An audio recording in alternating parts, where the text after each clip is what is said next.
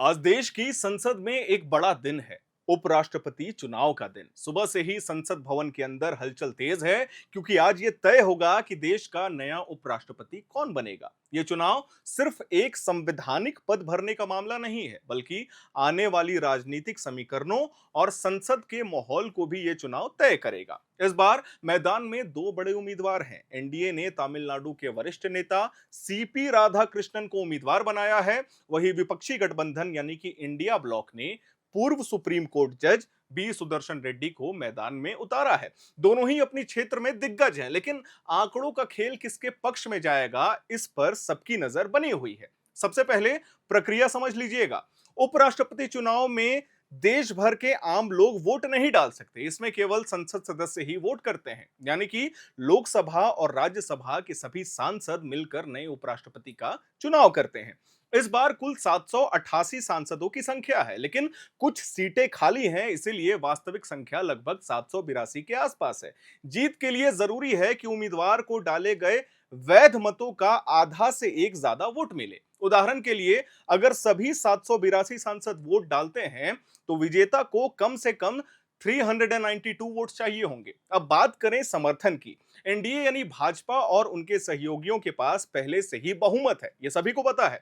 उनके पास लोकसभा में बड़ी संख्या में सांसद हैं और राज्यसभा में भी अच्छी पकड़ है। इसके अलावा आंध्र प्रदेश की वाईएसआर कांग्रेस ने भी आधिकारिक तौर पर एनडीए उम्मीदवार को समर्थन देने का ऐलान किया है। इससे एनडीए की स्थिति और मजबूत हो गई है। अनुमान लगाया जा रहा है कि एनडीए खेमे के पास करीब 425 से 427 सांसदों का समर्थन मौजूद है। दूसरी तरफ विपक्षी गठबंधन इंडिया ब्लॉक ने पूर्व जज बी सुदर्शन रेड्डी को उतारकर मुकाबले को और भी दिलचस्प बना दिया है। उनके समर्थन में कांग्रेस, डीएमके, राजद, जेडीयू और कई अन्य क्षेत्रीय दल हैं। लेकिन विपक्ष की मुश्किल यह है कि उनके पास संख्या कम है। विपक्ष के पास अनुमानित तौर पर 200 से 220 सांसदों का ही समर्थन माना जा रहा है। अब कुछ दलों के रुख पर नजर डालते हैं। उड़ीसा की बीजेडी और तेलंगाना की बीआरएस जैसे दलों ने इस बार तटस्थ रहने का ऐलान किया है, यानी उनके सांसद मतदान से दूर रह सकते हैं।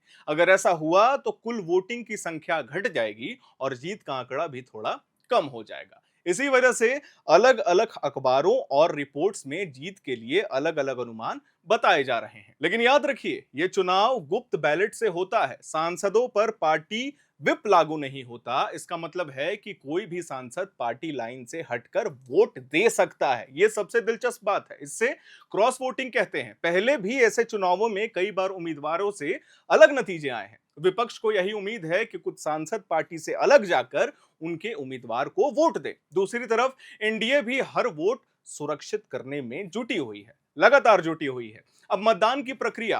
वोटिंग आज सुबह 10 बजे से शुरू हुई है और शाम 5 बजे तक चलने वाली है। मतदान संसद भवन के कमरा नंबर F101 यानी कि वसुंधरा हॉल में हो रहा है। यहाँ पे राज्यसभा सचिवालय ने निवेश व्यवस्था की है। सांसदों के लिए पहले से एक मॉक पोल और ट्रेनिंग सेशन भी रखा गया था, ताकि कोई तकनीकी गलती ना हो। वोट डालने के लिए सांसदों को बैलेट पेपर मिलेगा, जिस पर उन्हें अपनी पसंद के उम्मीदवार का नंबर लिखना होगा। शाम 5 बजे के बाद मतदान बंद होते ही तुरंत गिनती शुरू हो जाएगी। गिनती रिटर्निंग ऑफिसर और उनकी टीम की निगरानी में होगी। गिनती पूरी होते ही नतीजे का ऐलान भी संसद भवन में कर दिया जाने वाला है। यह चुनाव इसीलिए भी अहम है क्योंकि उपराष्ट्रपति ही राज्यसभा के सभापति होते हैं, यानी अगले 5 साल तक राज्यसभा का संचालन नए उपराष्ट्रपति ही करेंगे। सांसद की कार्रवाई को सुचारू रूप से चलाना, सदस्यों को बोलने का मौका देना और विधायी कामकाज को संतुलित रखना, यह सारा काम उपराष्ट्रपति की ही जिम्मेदारी होती है।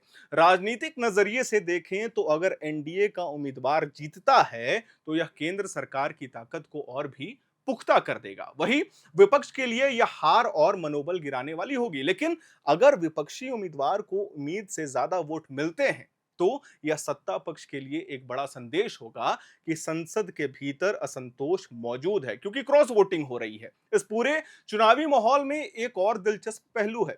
जनता सीधे तौर पर इसमें वोट नहीं डाल सकती, लेकिन जनता की नजर फिर भी इस पर टिकी रहती है, क्योंकि उपराष्ट्रपति भले जनता द्वारा चुने हुए प्रतिनिधियों के माध्यम से ना गया हो, लेकिन उनका पूरा काम देश की संसद और लोकतंत्र को बेहद अहम और मजबूत करता है। संक्षेप में कहा जाए तो आज का दिन सिर्फ एक औपचारिक चुनाव भर नहीं है, यह सत्ता और विपक्ष दोनों के लिए एक प्रतिष्ठा की लड़ाई है। संख्या बल के हिसाब से एनडीए का पलड़ा थोड़ा सा भारी है, वही इंडिया गठबंधन का थोड़ा सा कम। लेकिन यह तो शाम में पता चल ही जाएगा कि कौन जीत रहा है और किसके पक्ष में उपराष्ट्रपति चुनाव जा रहा है। मैं उम्मीद करता हूं कि आपको यह जानकारी पसंद आई होगी। अगर आपको हमारा वीडियो पसंद आया हो तो इसे लाइक करिएगा, शेयर करिएगा, हमारे चैनल को सब्सक्राइब करिएगा। मेरा नाम है हर्षित और आप देख रहे हैं एयर नाउ।